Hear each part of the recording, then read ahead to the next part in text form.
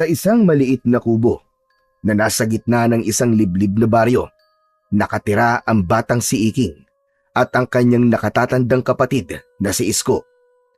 5 taon na ang nakalilipas mula nang mamatay ang kanilang mga magulang dahil sa isang malubhang sakit. Wala silang ibang kamag-anak na matatakbuhan, kaya sa kabila ng murang edad, napilitang maging magulang si Isko para kay Iking.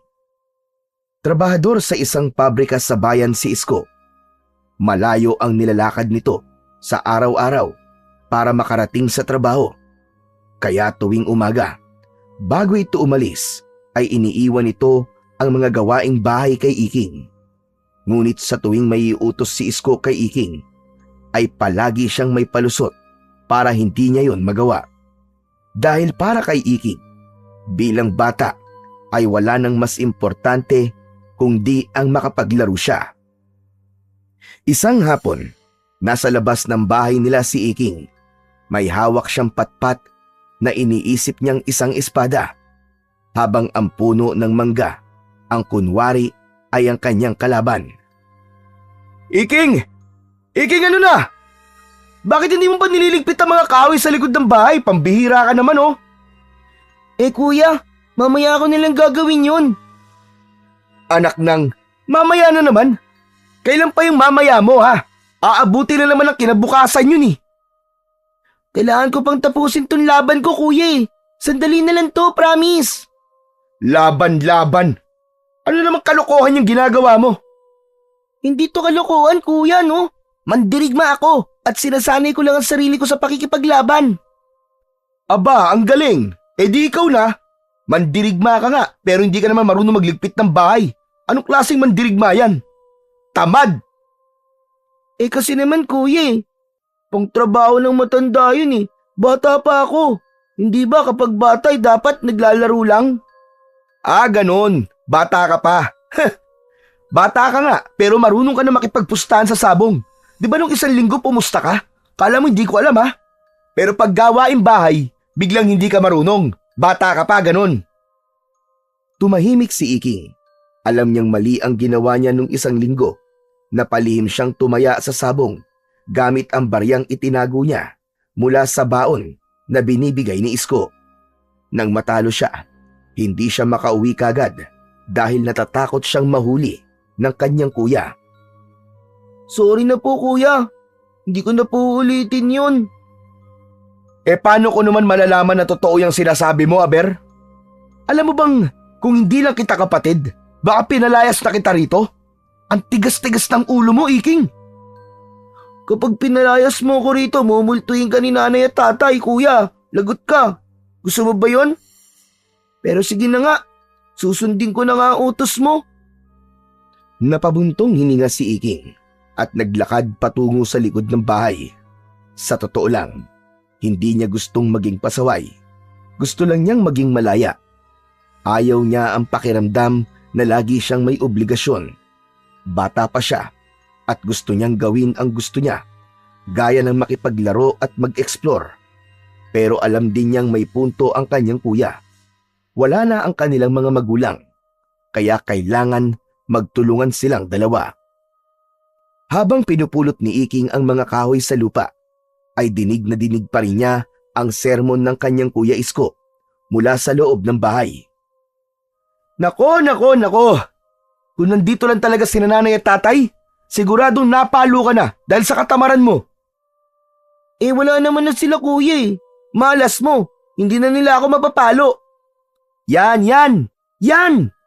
Isa pa yung pagiging pilosopo mo. Ang hirap mong palakihin dahil hindi ka nakikinig sa akin. Tapos sama ka pa ng sama kay Dado. Basagulero ang batang yun, ah. Tingnan mo, at napaaway kayo noong nakaraang linggo. Napaaway kami kasi tinapakan nila yung nahuli namin sa lagubang, kuya. Siyempre, makikipagsuntukan talaga kami. Nako, Iking. Ang tapang mo masyado.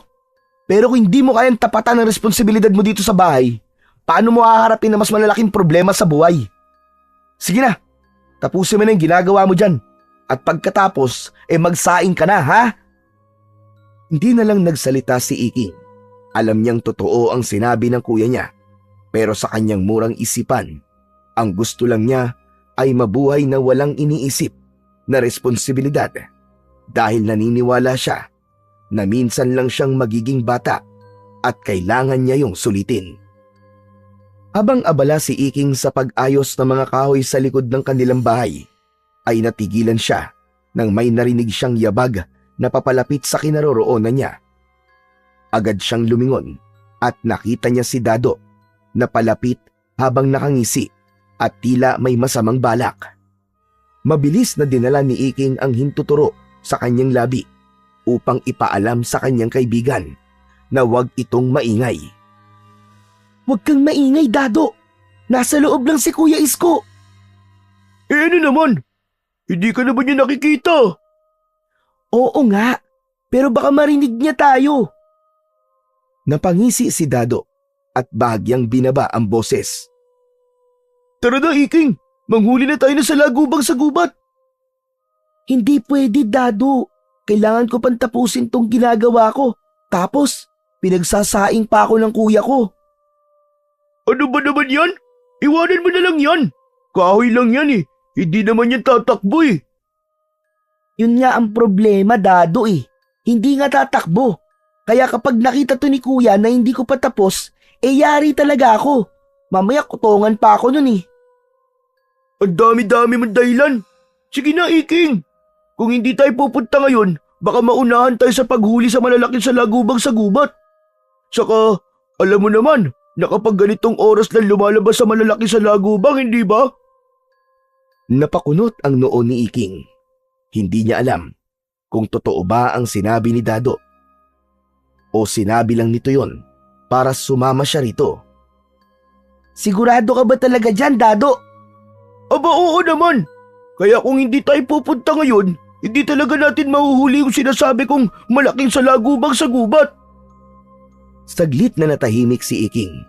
Alam niyang malapit ng dumilim at kung hindi siya magpapasya kagad, siguradong hindi na siya makakalabas mamaya. Ay nako. Sige na nga. Pero sandali lang tayo ah. Oo, promise. Tara na, bago pa magbago ang isip mo. Habang palihim silang naglalakad palayo, biglang narinig nila ang tinig ni Isko mula sa loob ng bahay. Iking! Iking, sino yung kausap mo? Nanlaki ang mga mata ni Iking at mabilis na nag-isip ng palusot. Wala kuya. May dumaan lang na manok. Kinausap ko. Ha? Manok? Oo kuya. Ang sabi niya kokak. Anak ng, niloloko mo ba ako? Palakaan ko mo kokak eh. Ay, sorry. Tiktilaok pala kuya. O sige na kuya. Tatapusin ko muna tong ginagawa ko rito. Ang matiyak ni Iking na tahimik na ulit sa loob ay mabilis siyang tumakbo papunta kay Dado at magkasabay silang lumabas ng bakuran. Natatawa silang dalawa habang patakbong nagtungo sa gubat. Hindi na inisip ni Iking ang mga iniwang kahoy. Ang mahalaga ay ang misyon nilang hulihin ang pinakamalaking salagubang sa buong baryo. Sa paglalakad ni Iking at Dado patungo sa gubat, napansin ni Iking ang madungis na itsura ng kaibigan. Gusot ang damit nito at may natuyong putik sa binti. Pero sanay na si Iking sa ganoong itsura ni Dado. Si Dado ay anak ng isang mangingisda na madalang umuwi sa bahay ng mga ito dahil may iba na itong pamilya. Ang nanay naman ito ay abala sa pagtitinda sa palengke, kaya halos lumaki si Dado na walang gumagabay dito. Nakilala ni Iking si Dado nung minsang inapi si Iking ng 3 mas matatandang bata sa kanilang paaralan. Kinuha ng mga yon ang kanyang baon at itinulak siya sa putikan. Dapat ay tatakbo na siya, pero biglang sumulpot si Dado na may hawak na patpat at pinaghahampas nito ang 3 bata kahit mas malalaki ang mga yon dito. Simula noon, lagi na silang magkasama ni Dado. Sabay silang nangangahoy, nanguhuli ng salagubang. At madalas ding napapagalitan ng mga matatanda sa baryo dahil sa kakulitan nila. Pero hindi natuwa si Isko sa bagong kaibigan ni Iking dahil kilala si Dado sa baryo nila bilang pasaway at basagulerong bata. Kaya naman, ganun na lang ang pagtutol ng kapatid ni Iking sa pagiging magkaibigan nila ni Dado. Pagdating ni Iking at Dado sa gubat, ay agad nilang tinungo ang isang matandang puno ng mangga. Alam nilang doon madalas nagkukumpulan ang mga salagubang tuwing hapon. Dali na, Iking! Ang bagal mo naman! Hindi kayo hintay ng mga salagubang! Oo na! Akala mo naman kasi ang daling maglakad dito sa gubat eh. Mamaya may ahas pa tayong matapakan eh, matuklaw pa tayo. Agad silang naghiwalay ng pwesto at inikot ang paligid ng puno. Umakyat din sila sa puno at sinimulang saliksikin ang bawat sanga. Hindi lang basta laro para sa kanila ang panguhuli ng salagubang. Sa kanilang baryo, uso ang sabong ng salagubang.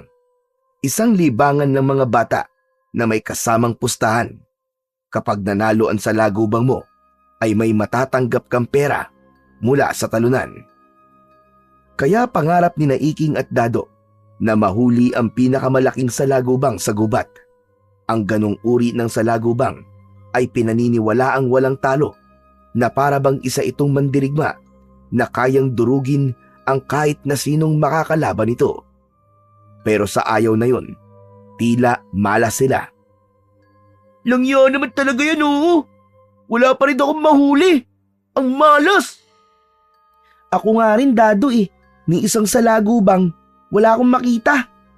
Hindi kaya alam nila na nandito tayo palaging nagpupunta, kaya lumipat sila ng bahay?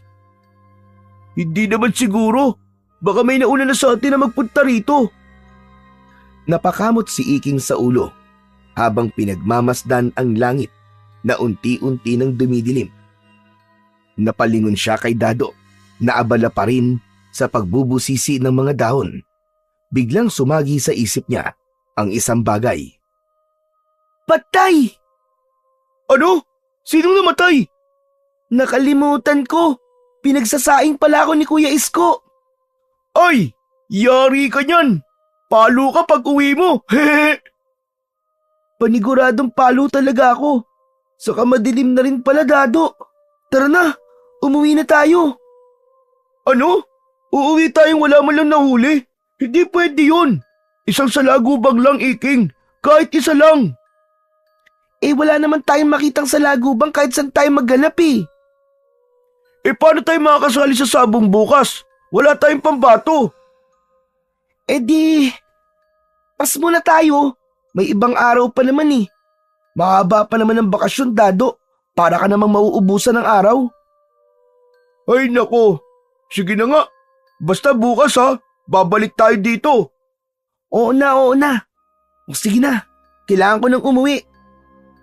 Hindi na hinintay ni Iking na magsalita pa si Dado.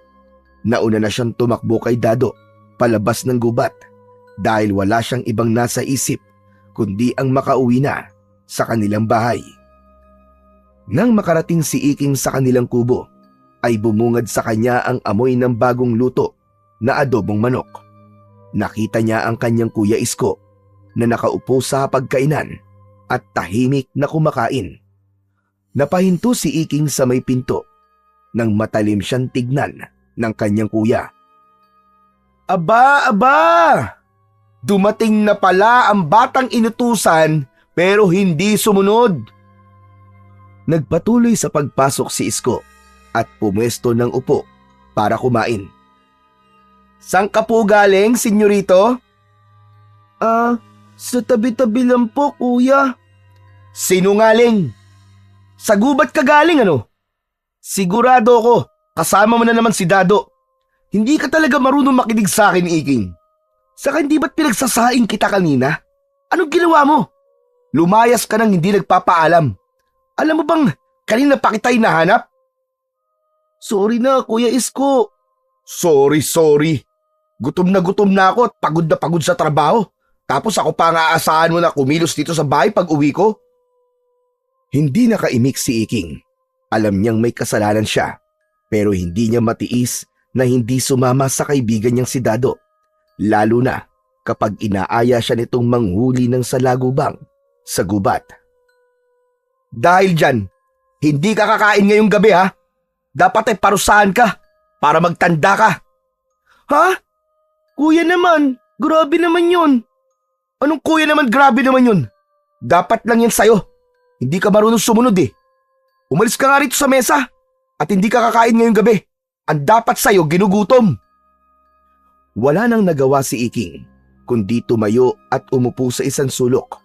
Nagmaktol siya habang pinapanood ang kapatid niyang patuloy na kumakain. Lumipas ang ilang minuto at tahimik lang silang dalawa. Nakayuko lang si Iking habang si Isko naman ay patuloy sa pagkain. Maya-maya ay umangat ang ulo ni Iking nang tawagin siya ni Isko. Hoy! Halika na nga rito, magaling na bata. Kumain ka na. Ay nako, pasalamat ka talaga at hindi kita matiis. Ayoko. Hayaan mo na lang akong magutom at mamatay, kuya. Ang arte mo talaga. Bahala ka, uubusin ko tong ulam, sige. Sa narinig ng bata ay mabilis na tumayo si Iking at umupo sa tapat ng hapagkainan. Agad siyang sumandok ng kanin at naglagay ng ulam sa kanyang plato. Kinamay niya na yon at sumubo ng malaki. Oh, akala ko ba ayaw mong kumain? Sabi ko lang yung kuya, gutom na talaga ako eh. Alam mo, Iking, kahit paano naman, sana'y matuto kang makinig sa akin. Alam mo naman, di ba, na tayo na lang ang magkasama sa buhay. Ayoko lang na merong mangyari sa iyong masama.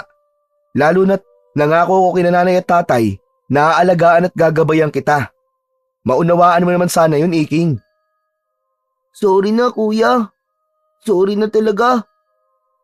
Huwag kang puro sorry. Walang kwenta ang sorry kung hindi ka naman sumusunod sa akin. Napangiwi si Iking. Hindi masyadong pumasok sa isip niya ang mga sinabi ni Isko dahil gutom na siya. Kaya halos mabulunan na siya sa sunod-sunod na pagsubo niya ng pagkain. Kinabukasan, maagang nagising si Iking. Nakita niya na nakahain na ang kanilang almusal. Merong sinangag, pritong itlog, tuyo at kaping barako. Nakaupo si Isko sa hapagkainan habang suot ang lumang polo at maong na pantalon. Handa na itong pumasok sa pabrika. Agad naman na dumulog sa hapagkainan si Iking at sinaluhan sa pagkain ang kanyang kuya Isko. Iking, pagkatapos mong kumain, punuin mo yung drum sa banyo ha. Anong ilalagay ko sa drum, kuya? Subukan mong punuin ng bato. Baka may pampaligo mo ang bato. Pambira talaga tong batang to.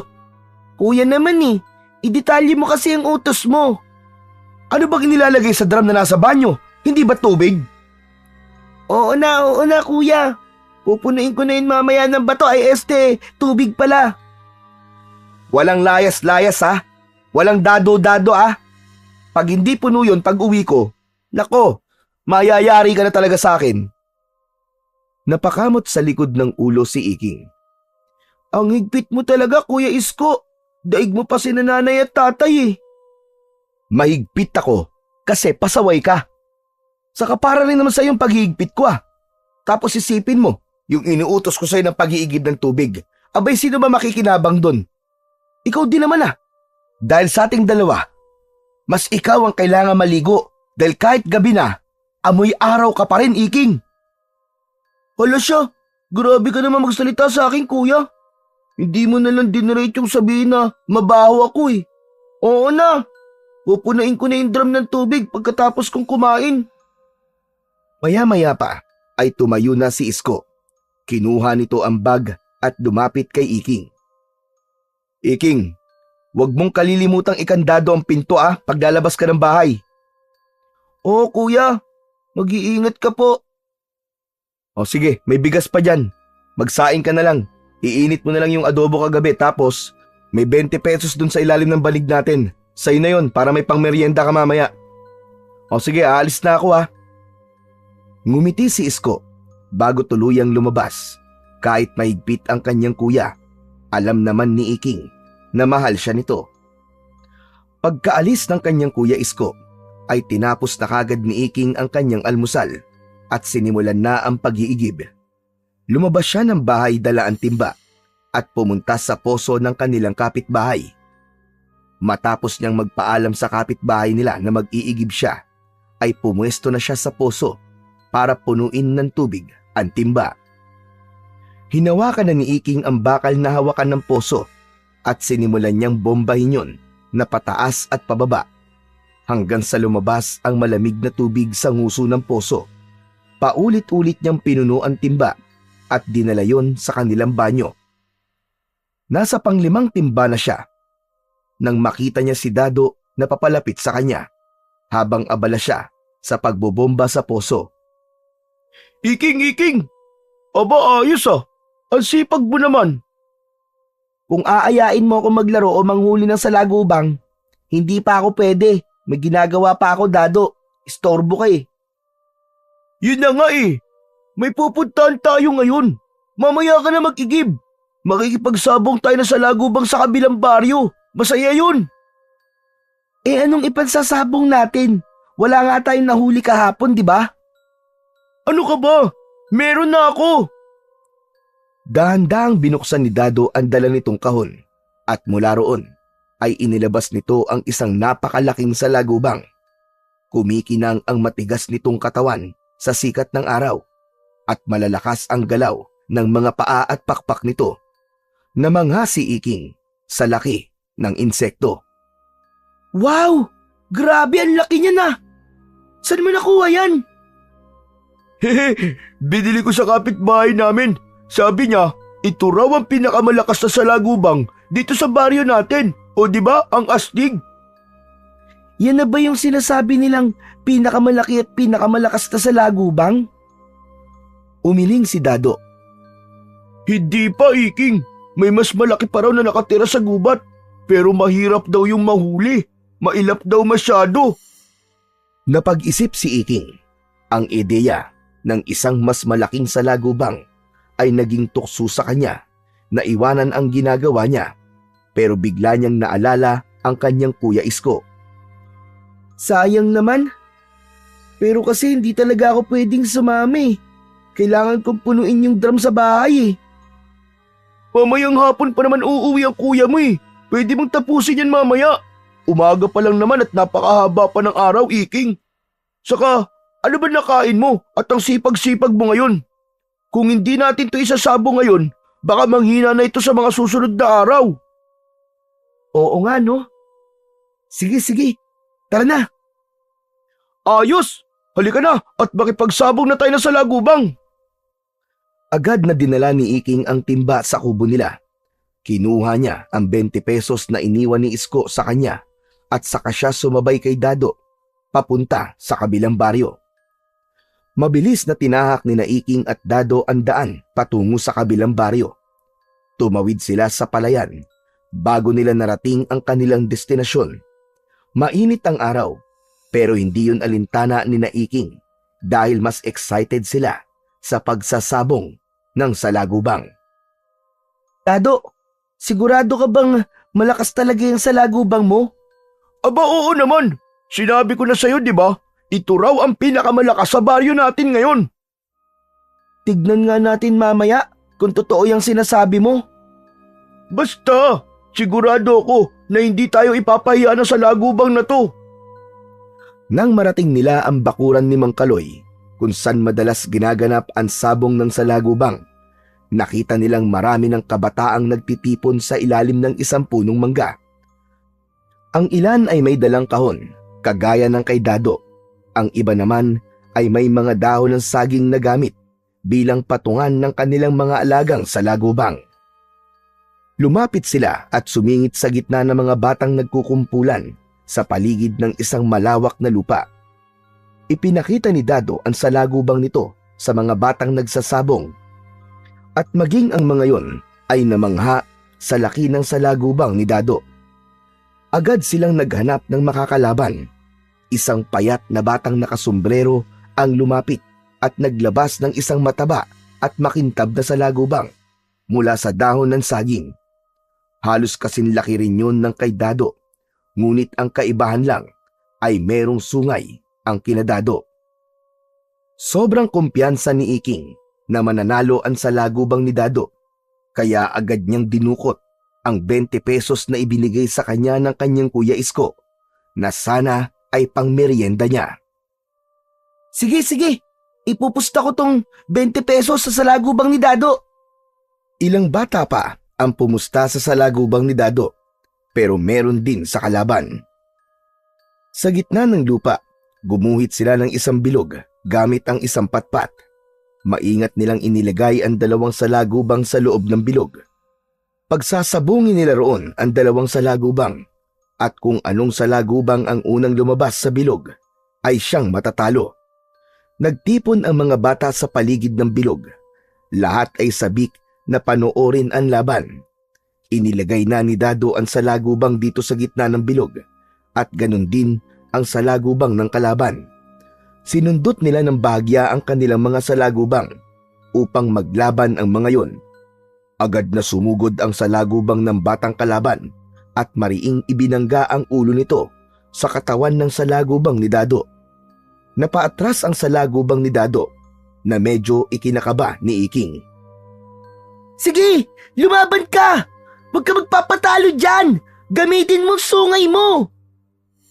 Ngunit sa halip na lumaban ang salagubang ni Dado, ay bigla yung lumipad palayo at lumabas ng bilog. Nanlumo si Iking sa kanyang nakita. Nakke! Ano ba yan, Dado? Akala ko ba malakas siya sa lagubang mo? Duwag naman pala takbuhin! Aba malay ko, ang sabi ng pinagbilang ko niyan matapang daw yan Kinuha ng batang kalaban nila ang 20 pesos na taya at tumawa. Nainis si Dado sa pagtawa ng bata, kaya susuntukin niya sana yon. Mabuti na lang at mabilis na umawat si Iking. Ano ka ba naman, Dado? Magugulo ka pa rito. Wala tayo sa teritoryo natin. Nakakainis ang tawa niya Akala mo kung sino? Pabayaan mo na. Tara na, umalis na tayo. Ayoko, babawi tayo. Round 2 pa. Tama na, Dado. Wala na akong pera. Pasalamat ka. Magkikita pa tayo uli. Masama ang loob na naglakad palayo si Iking. Agad namang sumunod sa kanya si Dado na napapakamot na lamang sa likod ng ulo dahil sa kanilang pagkatalo. Habang naglalakad pa uwi sina Iking at Dado, ay hindi pa rin natapos ang pagdadabog ni Iking. Nakakunot ang noo niya at panay ang reklamo habang sinisipa ang maliit na bato sa kanilang dinadaanan. Hay nako! Malas! Malas talaga! Sayang yung 20 pesos ko. Dapat pinangmerienda ko na lang yun Ang malas! Ang malas! Ang malas! Wala tuloy akong pambili ng nilupak ni Alim Baby. Sus, ang liit na bagay lang naman ng 20 pesos. Pwede naman nating mabawi yun sa ibang araw, Iking At paano natin mababawi yun, Aber? Di, maghanap tayo ng mas malakas na sa lagubang. Ayoko na. Dahil sa'yo, gutom ako mamaya, wala akong pang merienda. Magsasalita pa sana si Dado nang mula sa hindi kalayuan ay nakarinig sila ng tumutugtog ng pluta. Napalingon sila sa kalsada at doon nila nakita ang isang matangkad na lalaki na nakasuot ng damit ng isang payaso. Ngunit hindi tulad ng mga karaniwang payaso sa perya. Marumi ang suot nitong damit. Ang pula at asul na costume ay may mga bahid ng alikabok at tila luma na ang tela. Ang kulay puti na makeup sa mukha nito ay bahagyang natutunaw na sa pawis at ang ilong nito na dapat ay pulang-pula ay medyo kupas na rin. Pero sa kabila nun ay may kakaibang ningning sa mga mata ng payaso habang pinatutugtog nito ang hawak nitong pluta. Sa likod ng payaso ay may 5 batang nakasunod dito na pawang aliw na aliw sa pakikinig sa pagtugtog ng payaso. Habang naglalakad ang payaso ay huminto ito sa pagtugtog ng fluta para magsalita. Mga bata, ako si Goyong, ang payasong ligaw. Halina't sumama sa akin dahil meron akong libreng palabas para sa inyo. Wala tayong gagawin kundi ang magsaya. Kaya halina kayo at sumunod kayo sa akin. Muling nagpatugtog ang payasong si Goyong ng pluta at mas dumadami pa ang mga batang nakasunod dito na tila nahihikayat sa musika nito. Ayos yun ah. Tara, manood tayo. Wala namang bayad eh. Hindi pwede, Dado. Kailangan ko pang tapusin ang pag-iigib ko, di ba? Baka umuwi na si Kuya tapos hindi ko pa rin tapos yun. Naku po, magagalit na naman yun sa akin, panigurado. Ano ka ba naman, Iking? Masyado ka matatakotin eh. Ang aga-aga pa naman eh. Saka kailangan nating manood ng masayang palabas para mawala sa isip natin ang pagkatalo natin sa sabong na sa lagubang. Di ba? Napatingin si Iking kay Goyong na patuloy na tumutugtog habang ang mga bata ay masayang nakasunod dito. Napagtanto niyang may punto ang sinabi ni Dado at kailangan niya talagang makalimutan ang 20 pesos niya na natalo sa sabong ng salagubang. Sige na nga, pero sandali lang tayo, Dado ah. Oo naman. Kapag hindi masaya yung palabas ng payaso, di uuwi din kagad tayo. Ngumiti si Dado at agad silang sumunod sa payaso. Sumabay sila sa mga bata na nakasunod dito. Makalipas ang ilang minuto ng pagsunod ni Iking at Dado at ng iba pang mga bata sa payaso, ay bigla itong huminto sa bukana ng gubat. Sa ilalim ng isang matandang puno ng balete ay may isang hukay na kahon na mukhang pinaglumaan, ngunit kaakit-akit pa rin sa mata ng mga bata. Halina mga bata, magsilapit na kayo. Umupo na kayo dito. Dahil magsisimula na ang pinakamasayang palabas na matutunghayan nyo sa buong buhay nyo. Agad na nagunahan ang mga bata sa pag-upo sa damuhan. Pati sina Iking at Dado ay nagmamadaling pumwesto sa harapan ng payaso. Bago ko umpisahan ang aking palabas, ay magpapakilala muna ako sa inyo. Ako ay walang iba, kundi si Goyong, ang payasong ligaw. Ako ay gumagala upang magatid ng saya sa mga batang tulad nyo.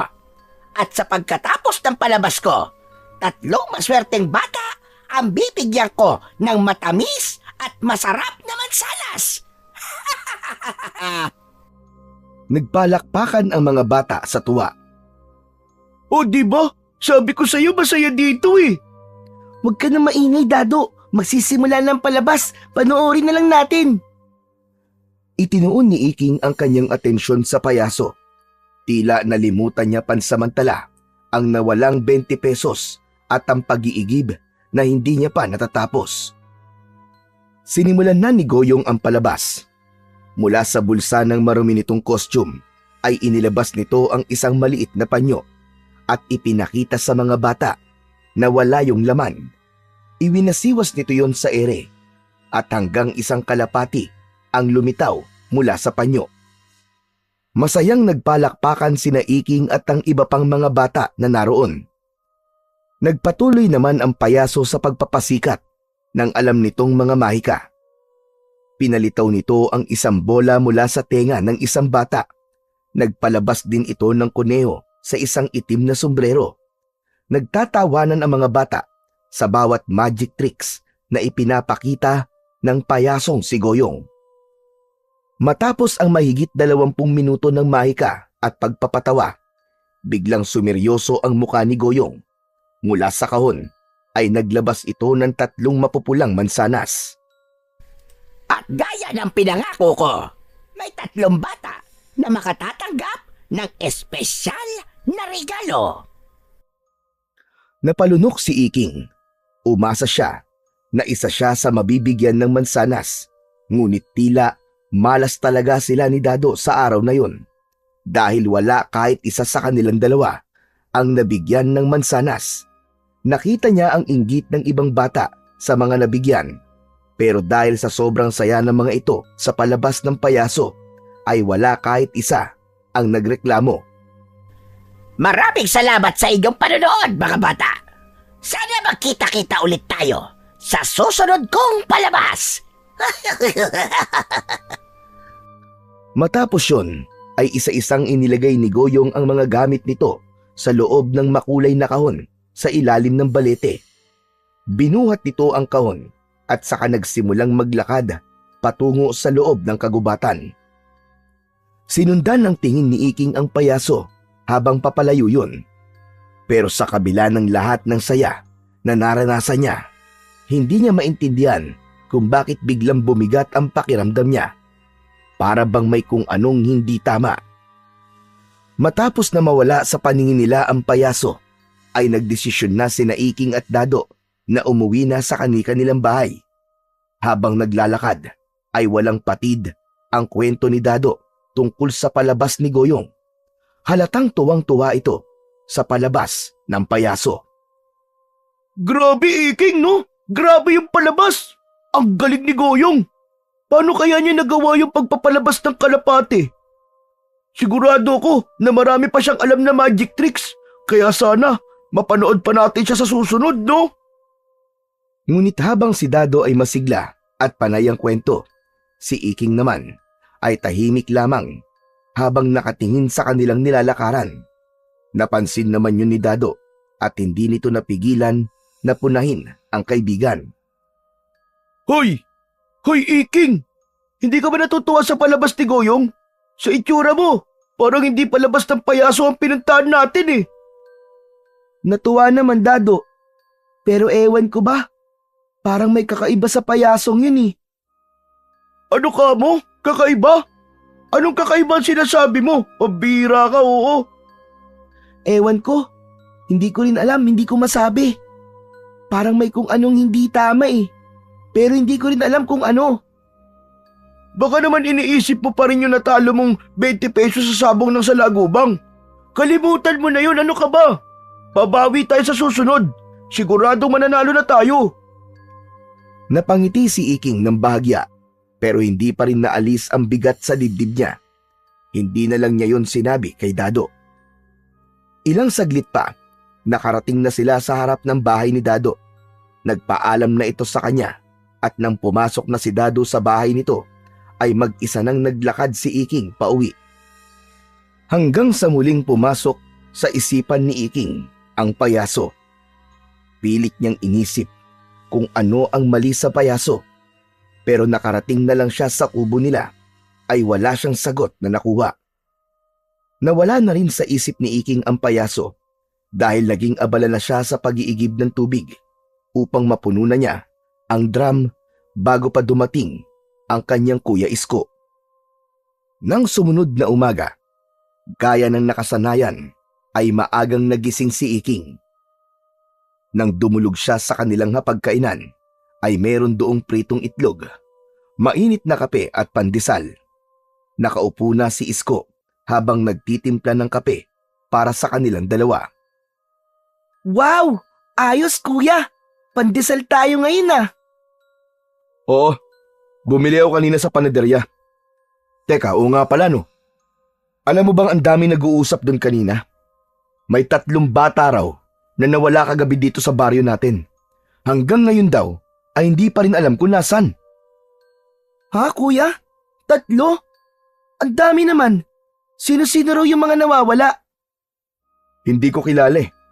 Wala rin daw nakakaalam kung paano sila nawala. Pero ayon sa kwento ng mga bumibili kanina, yung isang bata ay bigla raw nagising nung madaling araw at lumabas daw ng bahay. Akala naman daw ng nanay niya iihi lang. Pero hindi na nakabalik. Hala, totoo ba yung kuya? Parang nakakatakot naman yan. Bakit naman sila biglang mawawala ng ganun? Nakapagtataka. Umiling muli si Isko habang humihigop ng kape. Tama ka. Yun nga ang palaisipan sa mga tao ngayon. Kaya ikaw, Iking ha, huwag ka nang gumala ng gabi. Mahirap na. Hindi natin alam kung anong meron dito sa baryo natin ngayon at kung bakit may 3 batang nawala ng isang gabi lang. Kuya, wala kang dapat na ipag-alala. Alam mo namang hindi ako lumalabas kapag madilim na, di ba? Alam ko, pero mas mabuti ng paalalahanan kita. Makulit ka eh. Tahimik na kumain si Iking, pero habang ngumunguya ay hindi niya maiwasang maisip ang 3 bata na bigla na lamang naglaho. Sa tagal na niyang nakatira sa lugar na yon, ay nun lang may nabalita ang batang nawala roon. Kaya ang pangyayaring yon ay talagang nakapagtataka at nakakabahala. Lumipas pa ang mga araw at imbis na mabawasan ay mas lalo pang dumami ang mga batang nawawala sa baryo ni Naiking. Hindi lang sa baryo nila may nawalang mga bata, kundi maging sa kalapit na baryo rin nila. Halos gabi-gabi, may bagong balita tungkol sa isang bata na hindi na nakakabalik sa kanilang bahay. Dahil doon ay mas naging maigpit ang mga magulang sa kanilang mga anak. Maraming bata ang hindi na pinapayagang lumabas kapag sumasapit na ang gabi.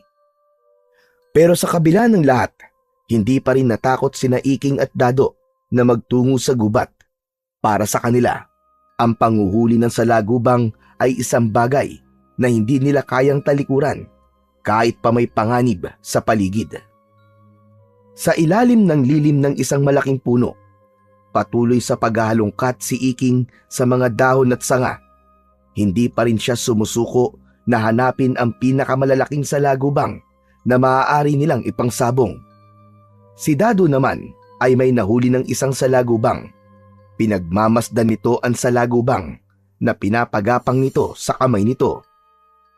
Iking, narinig mo na ba yung balita kaninang umaga? May 2 bata na namang nawala kagabi ah. Oo, sabi ni Kuya Isko, parang walang nakakaalam kung paano sila nawawala.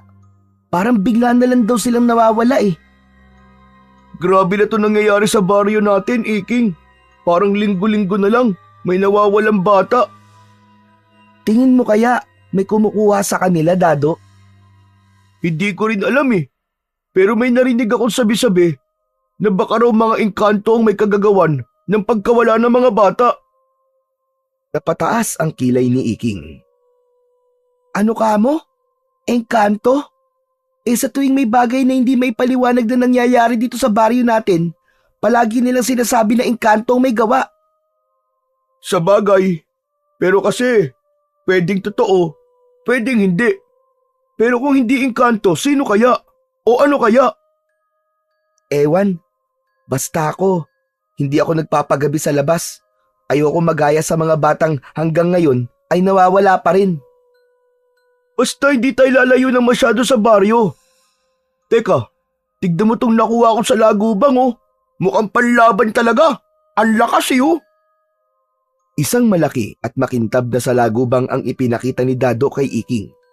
Saglit nilang nakalimutan ang takot sa usapan nila tungkol sa mga nawawalang bata habang abala sa paghahanap ng mga bagong ipansasabong nila na salagubang. Isang umaga, walang pasok ang kuya ni Iking sa pabrika habang si Iking naman ay abala sa pagsasalansan ng mga panggatong sa likod ng kanilang bahay.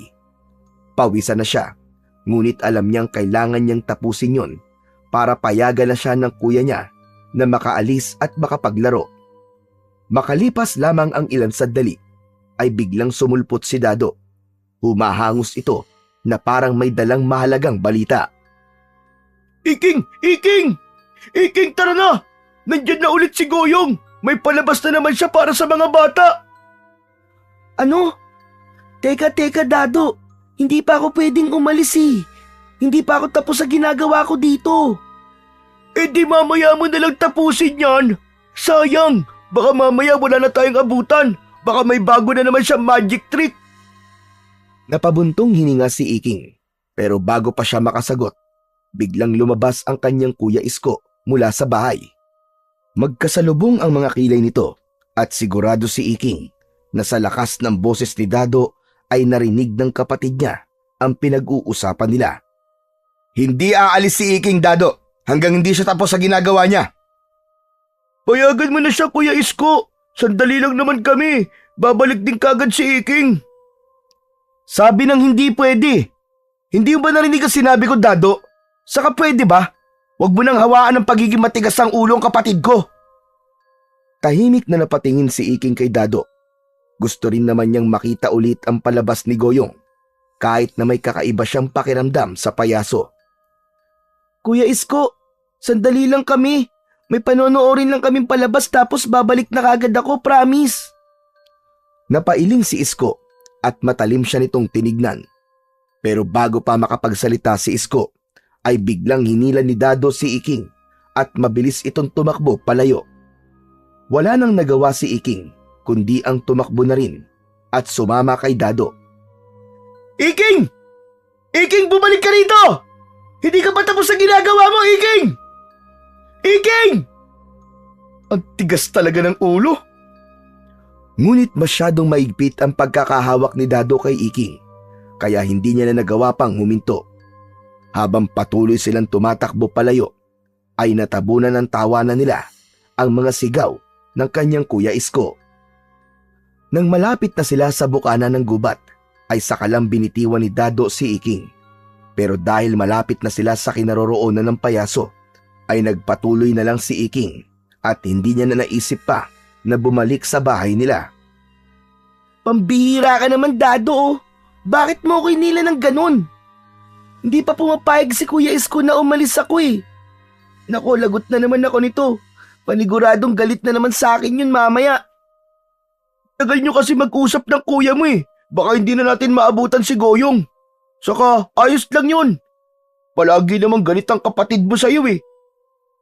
Napanganga si Iking, pero hindi na rin siya nakasagot. Alam niyang may punto si Dado, pero ang sigurado siya, pag uwi niya ay siguradong galit na naman ang kuya niya sa kanya. Nang makarating na sila sa bukana ng gubat, ay bumungad kagad sa kanila ang maraming bata na nakaupo sa harapan ni Goyong. May malaking ngiti ang payaso. May hawak itong mahabang patpat na may pulang tela sa dulo na parang isang bandera. Agad na umupo sina Iking at Dado sa dulo ng hanay ng mga bata habang hinihingal pa rin dahil sa pagtakbo. Nagsisimula na ang palabas, Goyong. Buti umabot pa tayo. Itinapat ni Goyong ang pulang tela sa isang batang lalaki sa harapan. Kumindat ito at biglang winasiwas ang patpat. Sa isang iglap, naglaho ang pulang tela at sa halip ay lumabas mula sa dulo ng patpat ang isang pulang rosas. Naghiyawan ang mga bata sa tuwa. Kasunod nun ay inilabas ni Goyong ang isang maliit na kahon. Binuksan nito yon upang ipakita na wala yung laman. Pinapili nito ang isang batang babae sa harap kung anong gusto nitong lumabas sa kahon. Kung ibon o kuneho ba? Ibon ang isinagot ng batang babae. Isinarado ni Goyong ang kahon, saka malakas na inalog. Nang muli nitong buksan ang kahon, ay isang uwak ang biglang lumipad palabas ng kahon. Lumipad yon patungo sa gubat. Nagsigawan ang mga bata sa labis na saya, habang sina Iking at Dado naman ay labis na namangha at napapalakpak pa.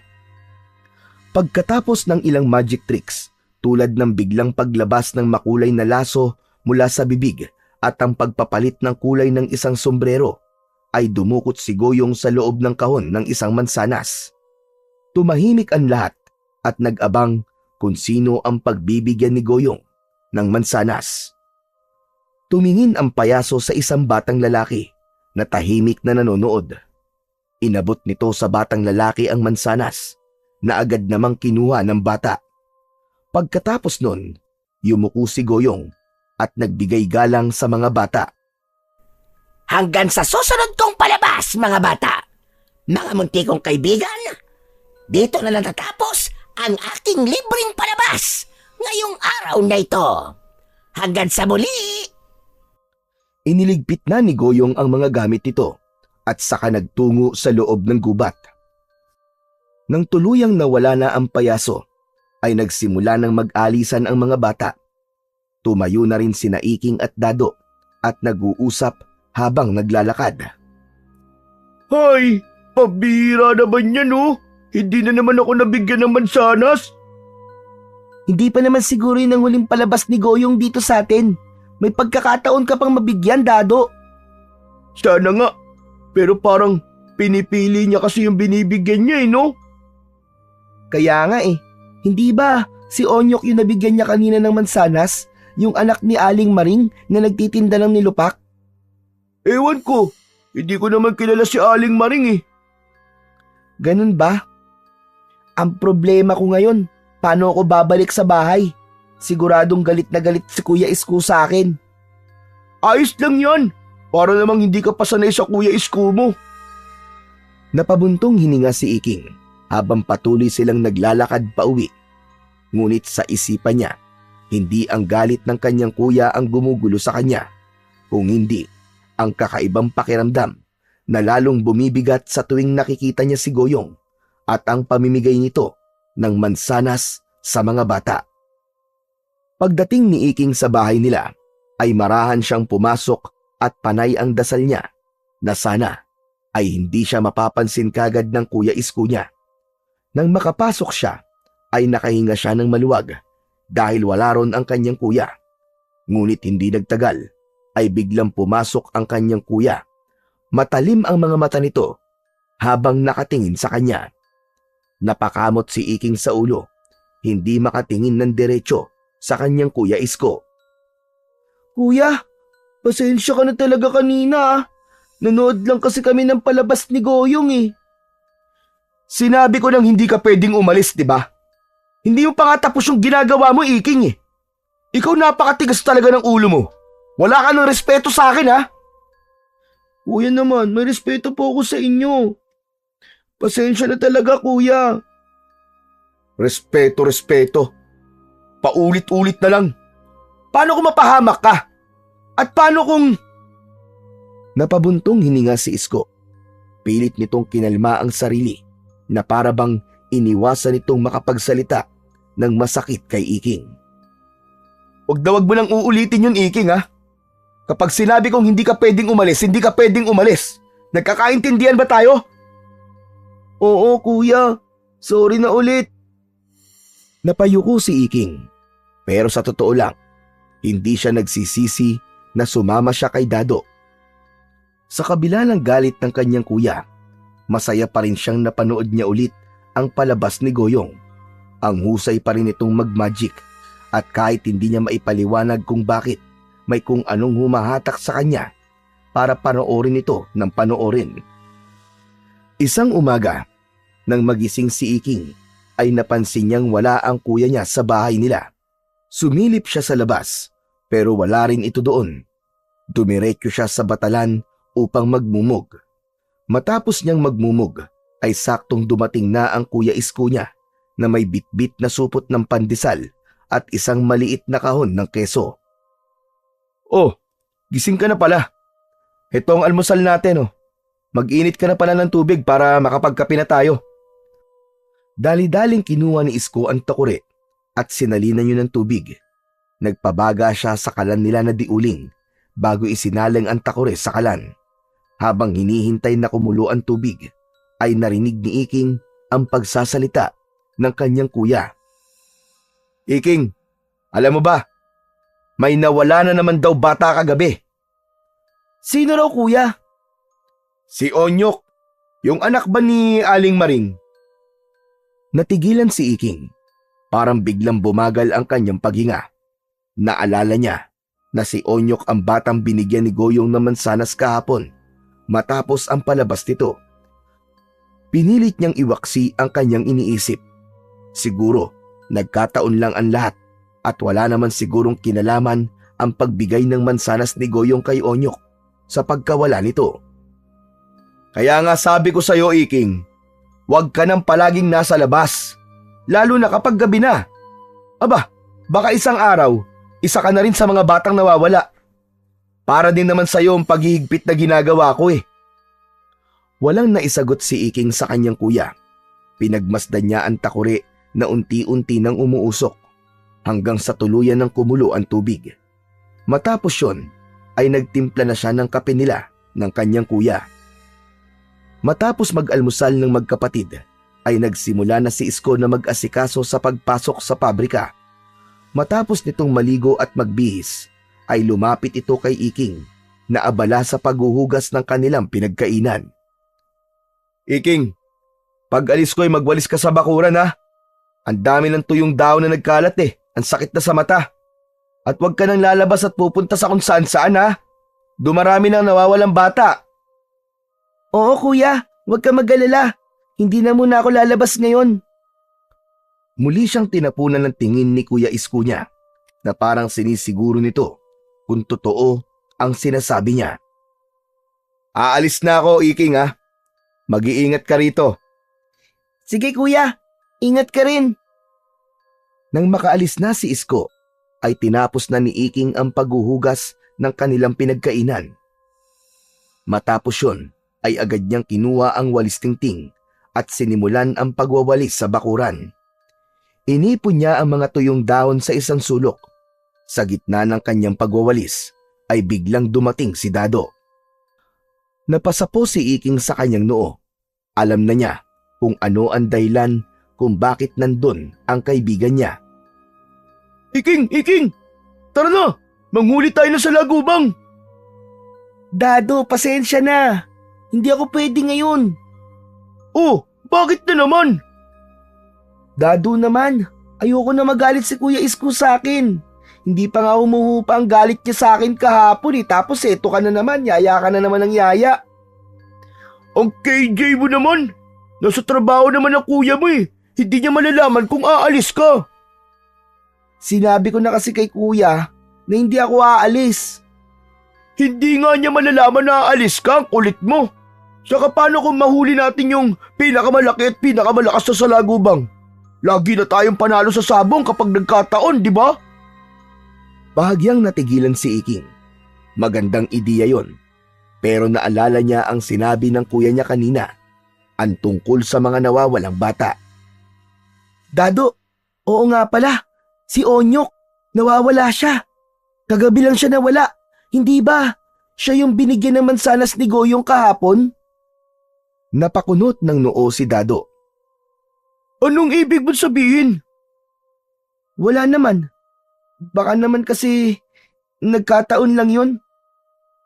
Iking, sinasabi mo bang si Goyong ang kumukuha ng mga bata, ganun ba? Hindi naman Dado. Imposible na si Goyong ang nangunguha ng mga bata, Iking. Mabait si Goyong. Hindi ba't wala siyang hinihinging bayad sa atin sa tuwing nagpapalabas siya? Hindi ko naman sinasabing siya nga. Kaya nga ang sabi ko ay baka nagkataon lang. Ay nako, saka na nga natin pag-usapan yung mga nawawalang bata. Eh di, kung ganun hindi ka sasama sa akin ngayon sa pangunguha ng salagubang.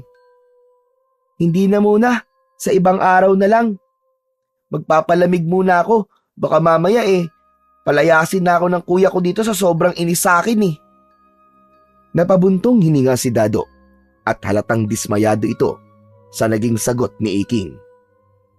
Sige na nga, ako na lang muna manghuhuli ng salagubang sa gubat. Walang lingon-lingon na umalis si Dado habang si Iking naman ay bumalik na sa pagwawalis. Subalit kahit pilit niyang ibaling ang isip sa ginagawa, hindi niya maiwasang muling isipin ang tungkol kay Goyong. Kahit anong tanggi niya kasi na wala itong kinalaman sa pagkawala ng mga bata sa baryo nila, ay hindi niya maalis-alis sa kanyang isip na matapos na bigyan ni Goyong ng mansanas si Onyok, ay bigla naman itong nawala. Sa mga araw na lumipas, ay mas lalong dumami ang mga batang nawawala sa baryo ni Iking. Halos gabi-gabi na lang, may umiiyak na ina sa harap ng bahay ng kanilang kapitan para humingi ng tulong na hanapin ang nawawalang anak ng mga ito. Maging ang mga pulis ay nakialam na rin sa investigasyon. Araw-araw na umiikot ang mga ito sa baryo upang magtanong-tanong sa mga residente at mag-imbestiga. Pero walang natagpuan ang mga ito na anumang palatandaan o kung sino o ano ang may kagagawan sa pagkawala ng mga bata. Maraming haka-haka na ang kumalat. May mga nagsasabing may grupo ng sindikato na nangunguha ng bata para ibenta ang lamang loob ng mga ito. May mga nagsasabi ring baka may gumagalang aswang sa baryo, pero walang makapagpapatunay na totoo ang alinman sa mga yon. Isang hapon, habang nakatambay si Iking sa labas ng kanilang bahay, habang kumakain siya ng nilupak, alam niya na anumang oras ay parating na ang kapatid niya at ang gusto niya ay madatnan siya nito na naroon sa bahay nila. Pero maya-maya ay biglang dumating si Dado Nakangisi ito at mabilis na lumapit sa kanya. Dado, pambira oh. Kung nandito ka pare, yayain na naman ako ng manghuli na sa lagubang. Pas muna ulit ako. Hindi naman kita yayayain na manghuli na sa lagubang, Iking eh. May palabas na naman kasi si Goyong sa bukana ng gubat. Ang dami na nga nanonood eh. Tara, manood tayo. Naku Dado, hindi pwede. Pauwi na si Kuya Isko eh. Baka maabutan niya akong wala dito. Magagalit na naman sa akin yun. Grabe ka na talaga sa akin, Iking. Nakakapagtampo ka na. Hindi ka na nga sumama sa akin ng isang araw na manghuli na sa lagubang eh. Tapos ngayon, hindi ka ulit sasama sa akin. Kaibigan pa ba kita? Umamin ka nga sa akin. Napangiwi si Iking sabay iling. Ang galing mo talaga mangonsensya eh no, Dado? O edi, tara na, payag ka na. Oo na. Pero sandali lang tayo ah. Oo naman. Bago sila umalis, mabilis na sinarado ni Iking ang pinto ng kanilang kubo at siniguradong nakalak yun. Tumingin siya saglit sa paligid at sandali siyang nag-alangan kung tama bang sumama siya kay Dado. Pero nang makita niya ang pananabik sa mukha ni Dado, ay napailing na lang siya at sumunod na lang siya rito, patungo sa bukana ng gubat. Pagkarating ni na Iking at Dado sa bukana ng gubat, ay nakita nila ang maraming batang nagkukumpulan doon. Lahat ay sabik na pinapanood ang palabas ng payasong si Goyong. Hinila si Iking ni Dado sa unahan at doon sila naupo upang mas makita nila ang gagawin ng payaso. Sa pagkakataong yun, ay ibang magic tricks ang ipinakita ni Goyong. May mga bulaklak na lumalabas sa mga kamay nito, mga barya na nagagawa nitong mapaglaho, at isang lobo na naging puting kalapati. Lahat sila ay pumapalakpak at tuwang-tuwa sa bawat magic trick na ipinapakita ng payaso.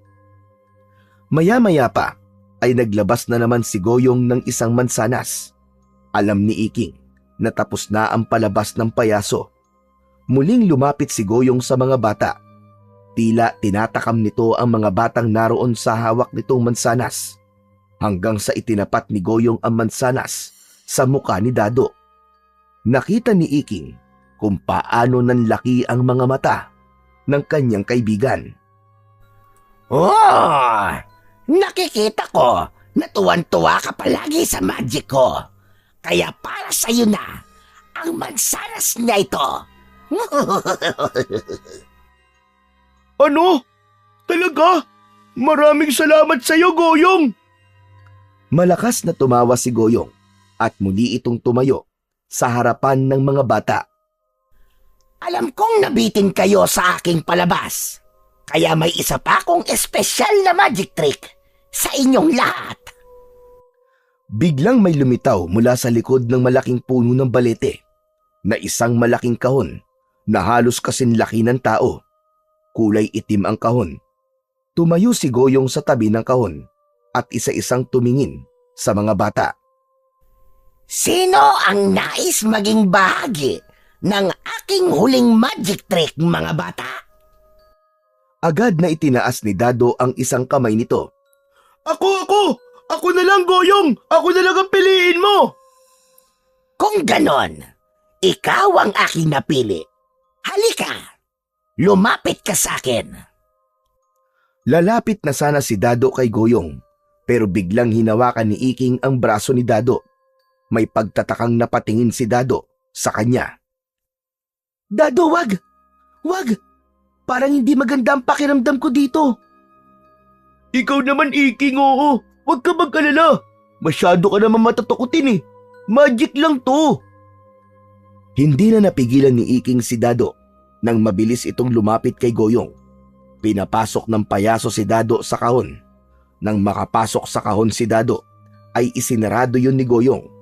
Sumayaw-sayaw si Goyong at ang galaw nito ay nakatatawa at nakaaaliw. Maya-maya pa ay biglang binuksan ni Goyong ang kahon at lahat sila ay nagulat nang hindi na nila nakita sa loob ng kahon si Dado. Imbis na matuwa ay kinabahan si Iking. Mabilis siyang tumayo at lumapit sa payaso. Teka, Goyong. Nasaan ang kaibigan kong si Dado? Nasaan na siya? Hindi sinagot ni Goyong ang tanong na yon ni Iking. Bagkus ay malakas pa itong tumawa. Tumalikod ang payaso at iniligpit nito ang mga gamit nito. Nagpaalam na ang payaso at mabilis na umalis. Dala ang mga gamit nito, maging ang malaking kahon, kung saan pumasok at nawala si Dado. Teka lang! Goyong! Ang kaibigan ko nasan siya? Ilabas mo siya, Goyong! Sigurado si Iking na narinig siya ni Goyong, pero hindi siya nito pinansin. Patuloy lang yon sa paglakad ng palayo hanggang sa tuluyang nawala na ang payaso sa kanyang paningin. Luminga si Iking sa paligid at umasa siyang makikita niya si Dado kung saan, pero bigo siya. Kahit saan siya tumingin ay hindi niya nakita ang kanyang kaibigan hanggang sa nagsimula na si Iking na hanapin ang kanyang kaibigan na si Dado. Lumipas ang ilang minuto ng paghahanap ni Iking kay Dado, ngunit hindi niya pa rin ito nakita. At nang magsimula ng dumilim ang paligid, ay napilitan na si Iking na umuwi. Kinalma na lang niya ang sarili niya at inisip niya na hindi naman talaga nawawala si Dado dahil magic trick lamang ang ginawa rito ni Goyong. Inagabihan, habang kumakain ng hapunan sina Iking, ay dumating ang ina ni Dado. Umiiyak itong nagtanong kay Iking kung alam ba niya kung nasaan ang kaibigan niyang si Dado. Halos hindi makatingin si Iking sa nanay ni Dado. Alam niyang dapat niyang sabihin na nawala si Dado nung pumasok ito sa kahon na pagmamay-ari ng payaso na si Goyong. Pero natakot siyang baka hindi siya nito paniwalaan. Pilit niyang inisip na baka nagtatago lang si Dado pero alam niyang imposible yun. Pagkaalis ng ina ni Dado ay kinausap siya ng kanyang kuya Isko at sinabi nito na dapat ay mag-ingat na siya ng gusto dahil mismong kaibigan na ni Iking ang nawala. Labis na nakonsensya si Iking. Naisip niya na baka kung nagtagumpay siyang pigilan na pumasok si Dado sa kahon ng payaso ay baka hindi nawala ang kaibigan niya. At habang nakatitig siya sa kawalan ay mas lalong tumindi ang hinala niya na baka may kinalaman si Goyong sa pagkawala ng mga bata sa baryo nila at sa iba pang baryo na malapit sa kanila. Isang gabi, habang natutulog si Iking, ay nagising siya sa hindi malamang dahilan. Pakiramdam niya ay may kakaiba sa paligid at may kung anong gumagalaw sa paanan niya. Nanlaki ang kanyang mga mata nang makita ang isang napakalaking salagubang na kulay ginto. Kumikinang ang katawan nun at meron yung malaking isang sungay. Sinubukan niyang abutin ang kakaibang salagubang pero bigla yung lumipad palayo. Dumapo ang salagubang malapit sa pinto ng kubo nila na parang nag-aanyaya na lapitan niya ito. Nagkaroon si Iking ng pagnanais na hulihin ang ginintuang salagubang. Maingat siyang tumayo upang hindi magising si Isko na humihilik sa tabi niya. Ngunit nang tumayo si Iking, ay biglang lumusot ang salagubang sa isang malaking butas sa dingding at lumipad palabas. Walang pagdadalawang isip na lumabas si Iking. Sa labas ay nakita niya ang gintong salagubang na lumilipad papalayo. Hindi niya alam kung bakit, pero may kung anong pumipilit sa kanya na sundan ito. Tila may mahiwagang kapangyarihan ang salagubang na humihila sa kanyang atensyon. Sinundan niya ang salagubang hanggang sa hindi niya na namalayang nasa loob na pala siya ng gubat. Huminto ang salagubang sa isang matandang puno at dumapo sa isang makapal na sanga. Mabilis na inakyat ni Iking ang puno hanggang sa abot na ng kamay niya ang ginintuang salagubang. Inunat niya ang braso niya, ngunit nang tuluyan niyang naikulong ang salagubang sa kanyang palad, ay bigla siyang nahulog sa sanga kung saan siya nakatapak. Isang matinding kirot sa likuran niya ang naramdaman ni Iking nang bumagsak siya sa lupa. Aray! Aray ko! Ang sakit ng balakang ko! Peste ka sa lagubang ka! Ngunit nawala sa isip ni Iking ang sakit nang maramdaman niyang may matigas na bagay sa loob ng kanyang nakakuyom na kamay. Sigurado siya na ang ginintuang salagubang ang naroon. Tumayo si Iking. Nang buksan niya ang kanyang palad ay hindi salagubang ang nakita niya, kung hindi isang maliit na batong kulay itim, makinis at tila may kakaibang kislap sa ilalim ng liwanag ng buwan. Hala, paanong... Nasaan yung salagubang? Napatingin siya sa sanga kung saan dumapo ang ginintuang salagubang, pero wala na ito roon. Labi siya nagtaka dahil sigurado siya na nahuli niya ang salagubang, pero bigla na lang naging isang kakaibang bato ang nasa kanyang palad. Natigilan si Iking nang mula sa kung saan ay nakarinig siya ng isang kaluskos. Kumabog ang dibdib niya, pero hindi niya napigilan ang sarili na sundan ang tunog. Tahimik na naglakad si Iking at tinuntun niya ang direksyon ng kaluskos. Sa pagitan ng mga puno, nakita niya ang isang pamilyar na figura. Si Goyong, ang payaso. Ngunit hindi ito nag-iisa. May kasama itong isang batang lalaki na humahagulgol habang mahigpit na hawak sa braso ng payaso. Halos mabuwal si Iking sa nakita. Ang bata ay si Raul, isa sa mga batang madalas niyang makitang naglalaro sa kalsada. Mabilis siyang nagtago sa likod ng isang malaking puno at mula roon ay nagmasid siya. Napansin niyang ang dating masayang anyo ng payaso ay unti-unting nagbago. Ang malalaking mata nito ay nanlilisik at lumaki ang bibig nito na halos umabot na sa magkabilaan nitong tenga. Nakita niya ang matutulis na ngipin nito na parang malalaking pangil ng lagari. Naging itim ang balat ng payaso at sa isang kisap mata ay nag-anyong halimaw ito. O baka mas tamang sabihin na anyong aswang. Malakas na sumigaw ang bata nang ngumanga ng malaki ang aswang. Ngunit ang sigaw na yon ay nilamon nang isinubo ng aswang ang ulo ng bata gamit ang napakalaki nitong bibig. Akala mo ay isang ahas na nilulun ng buo ng aswang na payaso ang batang lalaki.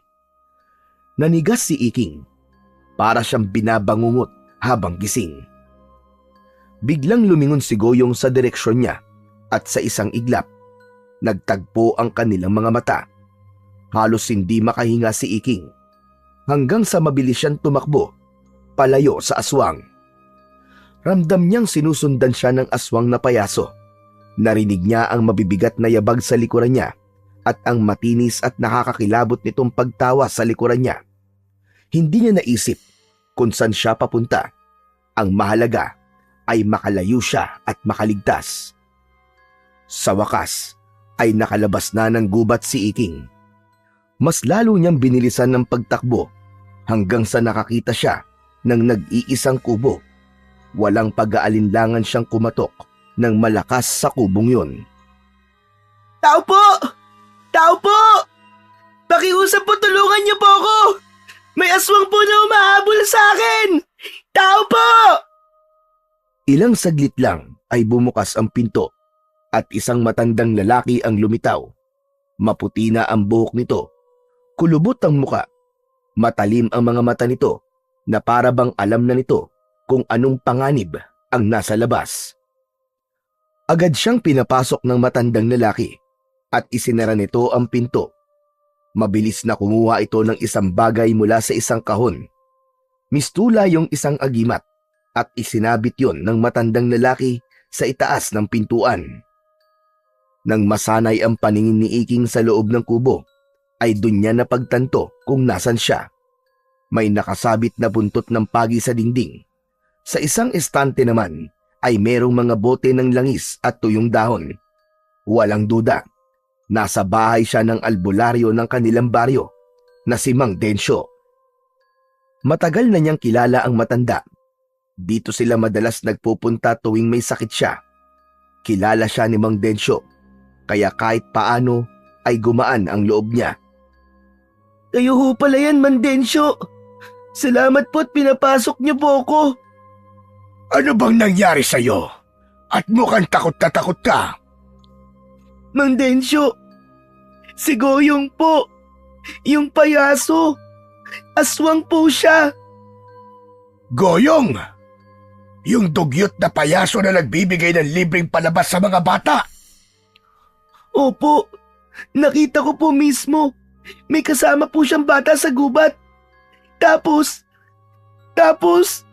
nilamon niya po ng buo yung bata. Noon ko pa pinagdududahan ng payasong yon. Hindi ko lang masabi kanino man dahil wala akong patunay. Lagi ko yung nakikitang may kasamang mga bata. Lagi rin akong may napapansing kakaiba sa mga kilos niya. Napalunok si Iking. Kung ganun, ay tama nga ang hinala niya. Si Goyong nga ang may kagagawan ng pagkawala ng mga bata sa kanilang baryo. Napaupo siya sa isang sulok ng kubo. Ngunit nang marinig nila ang kaluskos sa labas, ay muling napatayo si Iking. Mang Densyo, nasa labas po siya. Ang payasong aswang. Ngunit kalmado lang ang matanda. Itinaas nito ang kamay at itinuro ang agimat na isinabit nito sa itaas ng pintuan kanina. Huwag kang mag-alala, bata. Relax ka lang. Hindi siya makakapasok dito. Protektado ang kubo ko laban sa mga aswang. Pero ikaw, bakit ka ba nasa labas pa ng ganitong oras? Alam mo namang marami ng batang nawawala sa baryo natin. Kasi po, sinundan ko po yung ginintuang sa lagubang hanggang sa napunta na po ako sa gubat nang hindi ko alam. Pero imbis po na sa lagubang ang nahuli ko, isang bato po ang nakuha ko. Ibinuka ni Iking ang palad niya upang ipakita kay Mang Densyo ang batong nakuha niya. Napansin niya ang panlalaki ng mga mata ng matanda nang makita nito ang bato. Lumapit ito sa kanya at kinuha ang bato. Maingat yung tinignan ni Mang Densyo at saka muling ibinalik sa kanya. Bata, napakaswerte mo. Hindi mo ba alam kung ano ang nakuha mo? Hindi ko po alam eh. Ano po ba ang batong to? Matagal ko nang hinahanap ang batong yan. Pero napakaswerte mo talaga. Dahil walang hirap mo yang nakuha. Hindi yan isang bato, kundi isa yang mutya. Yan ang mutya ng salagubang. Napalunok si Iking. Hindi niya alam kung ano ang ibig sabihin ni Mang Densyo, pero ramdam niyang may malaking bagay siyang nadiskubri. Isang bagay na maaaring magbago sa takbo ng kanyang buhay at ng kanilang baryo. Ang mutya ng salagubang ay hindi basta-bastang mutya. Isa itong makapangyarihang agimat, Iking. Kapag nasa iyo to, magtataglay ka ng kakaibang lakas. Ang katawan mo ay magiging matibay na parang meron kang baluti na kahit na ang pinakamatalim na itak ay hindi ka magagawang sugatan. Gaya po ng salagubang? Tama ka. Magagamit mo ang mutya na yan para labanan ng mga aswang na siyang dahilan ng pagkawala ng mga bata dito sa ating baryo. Napalunok si Iking habang nakatingin sa mutya na nasa kanyang mga kamay. Parang hindi siya makapaniwala sa sinabi ng matanda na siya ay magkakaroon ng isang kapangyarihan. Pero Mang Densyo, hindi ko po kaya makipaglaban sa aswang eh. Kung gusto nyo, kunin nyo na lang po tong mutya ko. Kayo na lang po ang gumamit. Hindi ito ganun kasimple, Iking. Ang kapangyarihan ng mutya ay maaaring mawala kung hindi ikaw ang gagamit. May dahilan, Iking, kung bakit nagpakita sa iyo ang ginintuang salagubang. Malakas ang kutob ko. Ikaw ang pinili nito magtaglay ng mutya. Baka ikaw na ang pag-asa ng baryo natin para mahinto ang pagkawala ng mga bata at pamimeste ng aswang. Hindi agad nakasagot si Iking. Ramdam niya ang pagbilis ng tibok ng puso niya. Hindi niya maisip ang dahilan kung bakit siya ang napiling mangalaga sa isang makapangyarihang mutya na gaya nun. Kapag nakauwi ka na, dasalan mo ang mutya na yan. Ibulong mo dito ang nais ng puso mo. Huwag mong hahayaang mawala ito sa'yo. Dapat ay palagi mo itong dala. Pero Mang Densyo, bata pa po ako ah. Paano ko po lalabanan ng isang aswang? Nagkakamali ka. Hindi ka nalang basta bata, Iking. Isa kang batang may tangan ng mutya ng salagubang. Ang mga tagapagbantay ng mutya ay may kanya-kanyang paraan at kwalifikasyon sa pagpili ng magmamay-ari nito. Sigurado ko na may nakita ang bantay ng mutya na yan sa'yo na hindi mo nakikita. Maniwala ka lamang sa iyong sarili, Iking.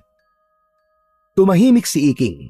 Sa kabila ng takot na bumabalot sa kanya, ay unti-unting sumiksik sa isipan niya ang mga sinabi ni Mang Densyo.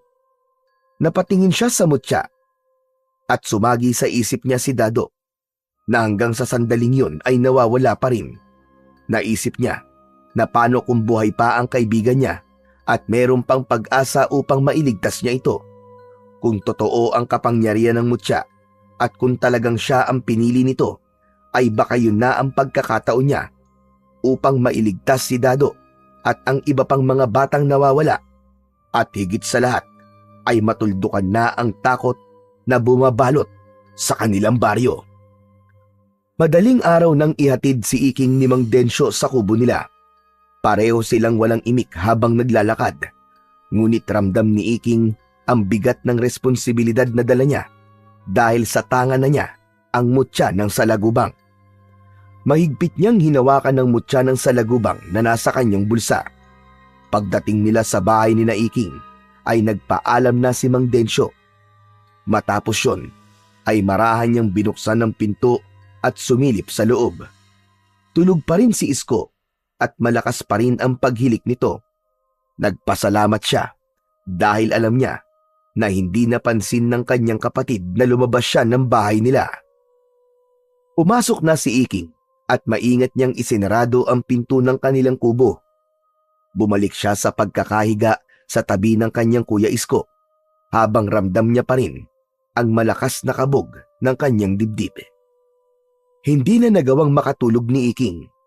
Nakita na lang niya na bumangon na ang kanyang kuya Isko nang medyo sumisikat na ang araw. Nang magsimula ng magluto ng almusal nila si Isko, ay bumangon na rin si Iking para tulungan ang kanyang kuya.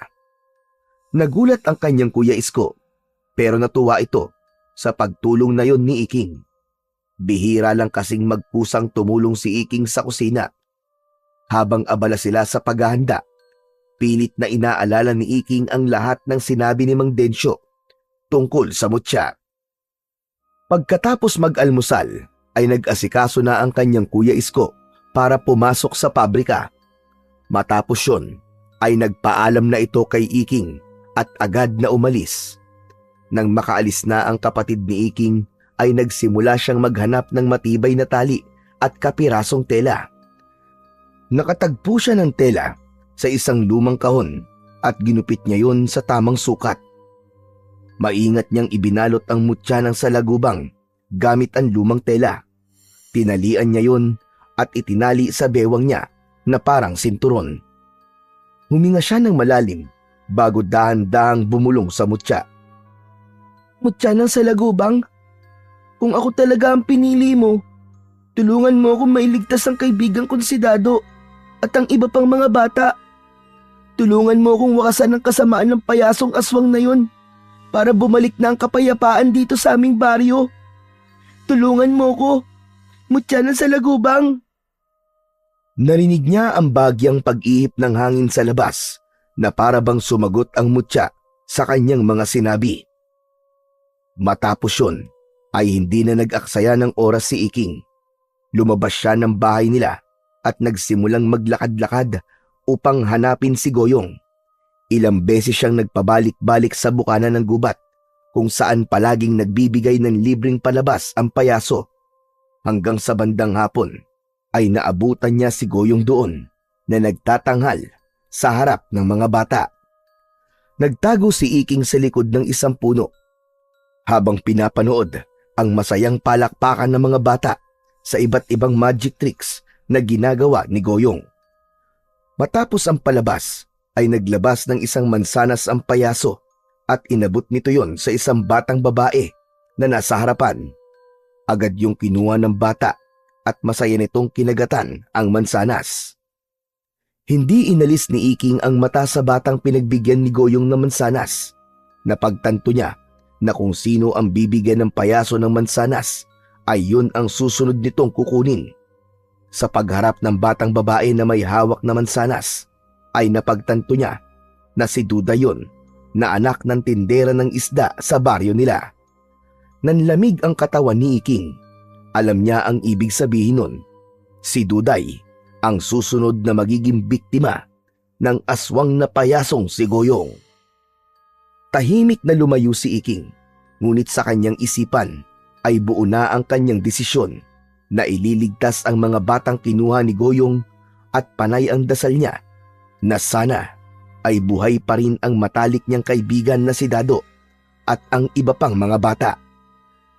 Pagsapit ng hapon ay dumating na ang kanyang kuya Isko mula sa maghapong pagtatrabaho sa pabrika.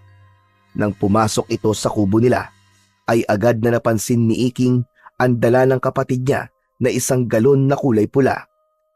Hindi yun kalakihan, pero mukhang bigat na bigat ang kanyang kuya Isko. Ibinaba nito yon sa isang sulok ng kubo. Kuya, ano yung dala mo? Gasolina ba yan? Hindi yan gasolina. Lason yan sa daga. Aanin naman natin ang lason sa daga, kuya. Saka saan mo nakuha yan? Sa pabrika, hindi na raw kailangan kaya hiningi ko na lang. Sayang naman kung itatapon lang. Saka balak kong ibenta yan. Hindi ba marami sa mga tao rito ang may problema sa pamimestre ng mga daga? Mapagkakakitaan din natin yan. Kaya ikaw, wag mo yang pakikialaman ha. Lason yan, Iking. Lason! Oo, kuya. Huwag ka mag-alala. Hindi ko gagalawin yan. Nang magtungo si Kuya Isko niya sa banyo na nasa likod ng kubo, ay napatingin si Iking sa galon. Hanggang sa unti-unting nabuo ang isang ideya sa utak niya. Alam niyang kahit may tangan siyang mutya, ay hindi pa rin siya sigurado sa kung gaano kalakas si Goyong. Pero kung magagamit niya ng tama ang lason sa daga sa payasong aswang, ay baka magkaroon siya ng pagkakataong tapusin na ang kasamaan nito.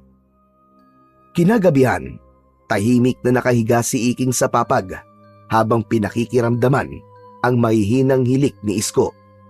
Alam niyang mahimbing na ang tulog ng kanyang kuya, kaya oras na para kumilos siya. Marahang bumangon si Iking at ginawa niya ang lahat upang hindi siya lumika ng kahit na anong ingay. Kinuha niya ang itak na nakasandal sa dingding at sa kanilapitan ang galon ng lason sa daga na itinabi ng kanyang kuya Isko sa isang sulok ng kubo. Pumikit siya ng mariin at inisip niya na kailangan niya yung gawin. Lumabas ng kubo nila si Iking. Nagtungo siya sa gilid ng kubo at doon niya binuksan ang galon. Isang malalim na paghinga ang pinakawalan niya bago niya ibinuhos ang malamig at matapang na likido sa kanyang katawan. Inakala niyang magiging mahapdi yun, pero wala siyang naramdaman na kahit na ano. Para lang siyang nagbuhos ng tubig sa katawan niya. Doon niya napagtanto na dahil yun sa mutya ng salagubang na nagbigay ng proteksyon sa kanyang buong katawan. Hala, mukhang totoo nga ang kapangyarihan ng mutya ng salagubang. Mukhang hindi ako mahihirapan na labanan ng payasong aswang na yun. Sa ilalim ng mapusyaw na liwanag ng buwan, mabilis siyang nagtungo sa bahay ni Duday. Nagtago siya sa likod ng isang puno at naghintay. Pinakiramdaman niya ang paligid at hinanap niya ang anumang senyales ng presensya ni Goyong. Ilang minuto pa ang lumipas ay nakita niya ang pagbukas ng pinto ng kubo ni Duday. Napabulagat siya nang makita ang batang babae na hawak ang mansanas na ibinigay ni Goyong dito kanina. Pero ang mas nagpahindik kay Iking ay ang itsura ni Duday. Nakatulala ito at parang wala sa sarili. Mula sa kadiliman, lumitaw si Goyong. Dahan-dahan itong lumapit kay Duday. sa kamarahang hinawakan ang kamay ng bata. Hindi man lang pumalag si Duday hanggang sa tuluyan na itong sumama sa payasong aswang. Napalunok si Iking at tahimik niyang sinundan ang dalawa. Dumaan sila sa makitid na daan papunta sa kakahuyan. Ramdam ni Iking ang malamig na hangin ng gabi na dumadampi sa kanyang balat, pero hindi niya yun alintana. Ang mas matimbang sa kanya ng mga oras na yon ay ang kaba at ang katanungan kung kaya ba niyang iligtas ang mga bata mula sa mga kamay ni Goyong. Matapos ang ilang minutong pagsunod, nakita ni Iking na pumasok si Goyong at Duday sa loob ng isang kuweba na noon lang niya nakita sa gubat na yon. Humigpit ang hawak ni Iking sa itak. Pumasok siya sa kuweba at nangapa siya sa dilim. Kada hakbang niya ay mas lalong bumibigat ang pakiramdam niya. Pakiramdam niya, anumang sandali ay bigla na lamang susupot si Goyong sa harapan niya. Habang lumalalim si Iking sa loob ng kuweba, ay lalong lumalakas ang kabog ng kanyang dibdib. Ang bawat takbang niya ay sinasalubong ng malamig at malagkit na simoy ng hangin. Nang marating niya ang dulo ng kuweba, ay napahinto siya. May ilang sulo ng apoy sa gilid, kaya nakita niya kagad si Goyong na nakatayo sa isang sulok. Ang mukha nito ay bahagyang natatakpan ng anino, pero ang nakakakilabot nitong ngiti ay kitang-kita niya. Napakatapang mo para sundan ako rito, bata. Hindi mo alam na sa ginawa mong ito ay parang itinulak mo na ang sarili mo sa kamatayan. Ilabas mo ang mga batang kinuha mo, Goyong! Dahil kung hindi, mapipilitan akong labanan ka! Masyadong malakas ang loob mo para sa isang batang paslit. Sa isang iglap, biglang nagbago ang itsura ni Goyong. Napangiwi si Iking habang nakikita niya kung paanong dahan-dahang lumaki ang bibig ng payaso. Bumuka yun ng napakalapad. Tumalim ang mga ngipin nito. Ang mga mata nito ay naging kulay pula at mas lumaki ang katawan nito. Maging ang mga kuko nito ay humaba na parang mga patalin. Ngayon, tignan natin kung hanggang saan ang tapang mo, bata. Mabilis na sumugod ang payasong aswang kay Iking. Sa isang kisap mata ay nasa harapan niya na ito. Iniumang nito ang matutulis nitong pangil sa leeg niya, pero naiharang kagad ni Iking ang kanyang braso. Ngunit kapwa sila nagulat nang hindi bumaon sa balat ni Iking ang mga ngipin ng aswang. Pinakawalan siya ng aswang at umatras ito. Paano nangyari yun? Bakit hindi ka tinablan ng mga ngipin mo? Napatingin si Iking sa kanyang braso. Hindi man lang siya nagalusan. Doon niya naalala ang mutya ng salagubang na nakasabit sa kanyang bewang. Dahil doon ay nagkaroon siya ng lakas ng loob para umatake. Malakas na sumigaw si Iking at sumugod siya kay Goyong. Sinaksak niya ang itak sa tiyan nito. Napaluhod ang aswang habang hawak nito ang sugat nito sa tiyan na may lumalabas na malapot at maitim na dugo. Nanggagalaiti ito sa galit habang nakatingin kay Iking. Muling sumugod si Goyong. Sinubukan itong kagatin si Iking sa leeg, pero gaya na nangyari noong una ay hindi pa rin bumaon ang mga ngipin nito sa balat niya. Ramdam ni Iking ang init na nanggagaling sa mutya ng salagubang. Dumadalo yun sa bawat himaymay ng kanyang ugat at laman. Hindi nagtagal ay mas lalong nag-apoy ang tensyon sa loob ng kuweba. Nagpalitan na ng pag-atake sina Iking at ang payasong aswang. Ngunit sa isang iglap, nasunggaban ni Goyong ang braso ni Iking. Gamit ang lakas nito ay inihagi siya nito patungo sa matitigas na batuhan. Umikot ng ilang beses si Iking sa ere bago bumagsak sa batuhan. Nakita niyang gumulong palayo ang kanyang itak hanggang sa napagtanto ni Iking na yun na ang tamang oras para maisagawa niya ang kanyang plano. Nagkunwari si Iking na nasasaktan. Marahan siyang gumalaw at nagkunwaring hirap na hirap bumangon. Aray! Ang sakit ng likod ko! Tama na! Tama na, Goyong! Suko na ako! Hindi na ako lalaban! Tama na! Suko na ako!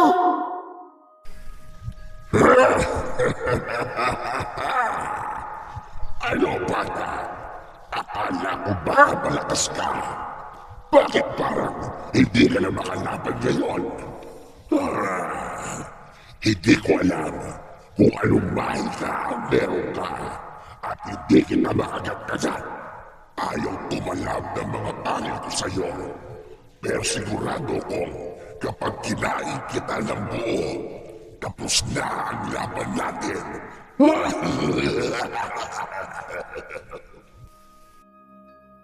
Mabilis na lumapit ang payasong aswang kay Iking at ibinuka nito ang napakalaki nitong bunganga. At doon, nakita ni Iking ang isang nakapangingilabot na tanawin. Napakadilim ng loob ng bunganga ni Goyong na parang wala yung hangganan. Ang gilid ng bunganga ay nababalot ng maiitim na ugat na gumagalaw. Ang dila nito ay mahaba, basa at parang ahas kung gumalaw. Ang loob ng lalamunan nito ay may mahahabang pangil na nakausli, animoy patibong na nakahanda sa sino mang mahuhulog doon. At mula sa kaloob-looban ay may lumabas na masangsang na amoy ng nabubulok na laman. Mga labi ng hindi mabilang na biktimang mga bata na nalunok na nito noon. Hinayaan ni Iking na lamunin siya ng buong buo ni Goyong. Walang kahirap-hirap siyang nilulun nito ng buo. Naramdaman niya ang dulas at lagkit ng loob ng bibig nito. Binalot siya ng malapot at malamig na laway ng aswang. Nasikil siya ng masikip na espasyo ng lalamunan nito. Nahirapang makahinga si Iking pero hindi siya natinag hanggang sa bigla siyang niluwa ni Goyong. Bumagsak si Iking sa lupa habang ang payasong aswang naman ay nagpakawala ng sunod-sunod na pagsusuka. Nakatukod ang mga kamay nito sa lupa habang lumalabas sa bibig nito ang malagkit at berdeng likido. Pagkakumardiya ka! Anong ginawa mo sa akin? Wala naman! Naligo lang ako ng lason sa daga! Nanlaki ang mga mata ng payasong aswang. Alam ni Iking na ito na ang kanyang pagkakataon. Mabilis niyang dinampot ang itak sa lupa at lumapit kay Goyong na halos hindi na makatayo. Malakas na sumigaw si Iking at buong lakas na tinaga niya sa leeg ang payasong aswang. Sa lakas ng pagkakataga ni Iking at talim ng itak ay lumipad sa kung saan ang ulo ni Goyong. Bumagsak ang katawan nito at alam ni Iking na nagawa na niyang manalo sa laban na yon. Patay na ang payasong aswang. Hingal na hingal si Iking habang nakatingin sa wala ng buhay na katawan ng aswang na minsan ay nagdala ng takot sa kanilang baryo. Napatingin siya sa kanyang bewang kung saan nakasabit ang mutya ng salagubang. Maraming salamat sa'yo, mutya ng salagubang.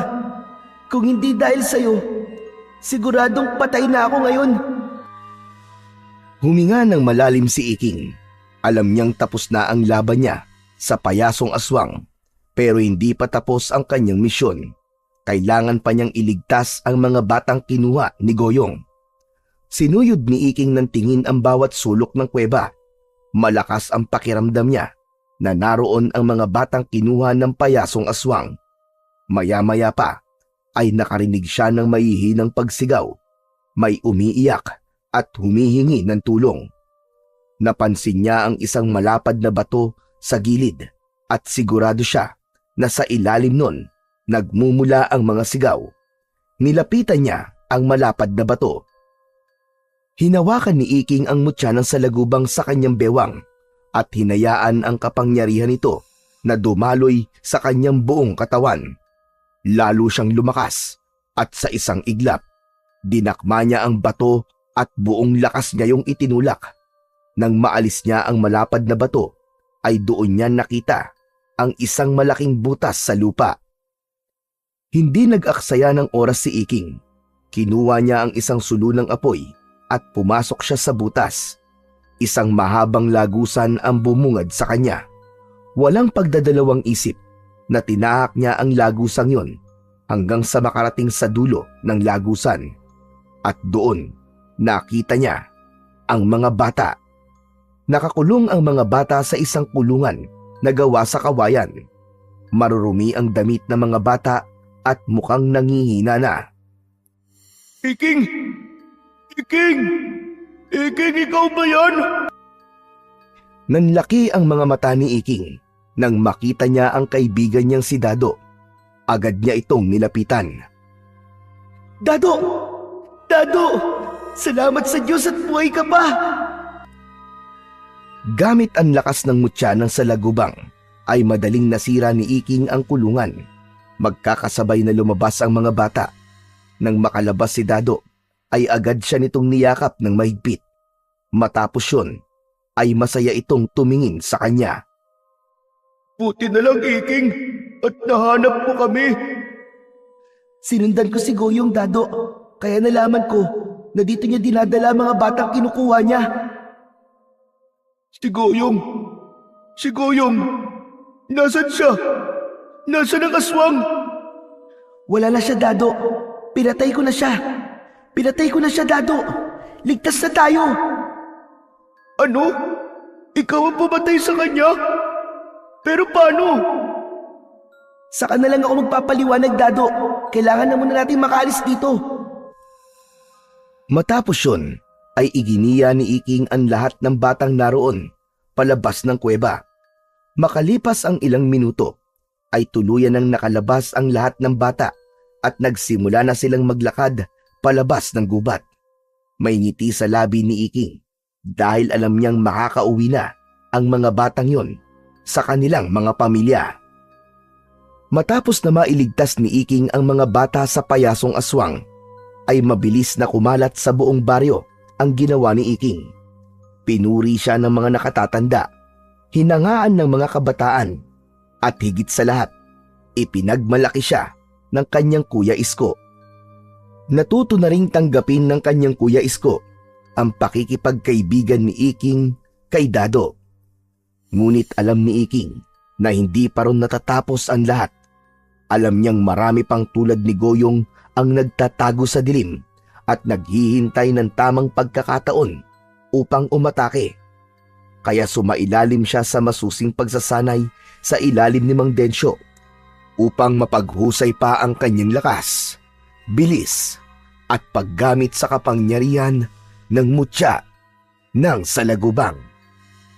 Bilang tagapagtanggol ng kanilang baryo laban sa masasamang elemento at maging sa mga aswang.